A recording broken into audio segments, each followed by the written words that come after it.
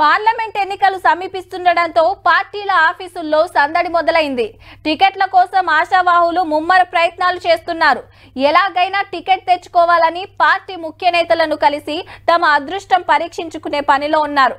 Assembly ఎన్నికల్లో ఓటమి చెందిన కొందరు ఎంపీ ఎన్నికల్లో పోటీ చేయడానికి ఆసక్తి చూపిస్తున్నారు. ఈ విషయం ఇలా ఉండగా ఎమ్మెల్యే కోట ఎమ్మెల్సీ ఎన్నికలకు నోటిఫికేషన్ వచ్చింది. 18 తారీఖు దాకా నామినేషన్లు, 19న కాయిదాల చెకింగ్, 22 లోపల వాపసు తీసుకోవచ్చు. ఈ 29 నాడు ఓట్లు అదే దినం లెక్కబెట్టుడు, ఎవరు గెలిచింది ఎప్పుడు.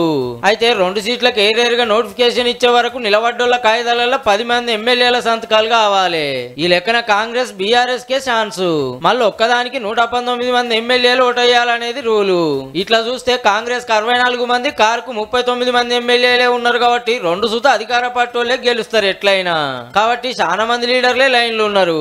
మొన్న ఓడిన మధు యాస్కి, షబ్బీర్ అలీ, ఫిరోజ్ ఖాన్, సంపత్ కుమార్, అంజన్ యాదవ్, జగ్గారెడ్డి, రోహిన్ రెడ్డి, అజరుద్దీన్ సార్ ఆశపడుతున్నా టికెట్ త్యాగం చేసిన చిన్నారెడ్డి, అద్దంకి దయాకర్, మహేష్ కుమార్ గౌడ్, సీనియర్ కోటాల పెద్దలు జానారెడ్డి గారు, బలరాం నాయక్ సార్ల పేర్లే బగ్గిన పడుతున్నాయి. అయితే పొత్తు పెట్టుకున్నప్పుడు మాకు ఎమ్మెల్సీ పదవులు ఇస్తామన్నారు, ఇప్పుడే ఇవ్వాలని అటుకెళ్లి సిపిఐ, ఇటుకెళ్లి జనసమితి జిజ్జు మీద ఉన్నాయి. కోదండరాం సార్ని ఎమ్మెల్సీని చేసి చదువుల శాఖ మంత్రి పదవి ఇస్తారని అయితే ప్రచారం నడుస్తుంది. అందరితో మాట్లాడినాక హైకమాండ్ ఓకే అన్నోళ్ళకే మండలిలో పాదం మోపే భాగ్యం. కడియం శ్రీహరి సారు, పాడి కౌశిక్ రెడ్డి గారు ఎమ్మెల్యేలుగా గెలిచి ఎమ్మెల్సీ పదవులకు రాజీనామా చేసినందుకు ఎలక్షన్లు వచ్చినాయి అన్నట్టు. కానీ ఇప్పుడు కారోలు గెలుచుడు కష్టం కాబట్టి పోటీ చేస్తారో లేదో చూడాలి.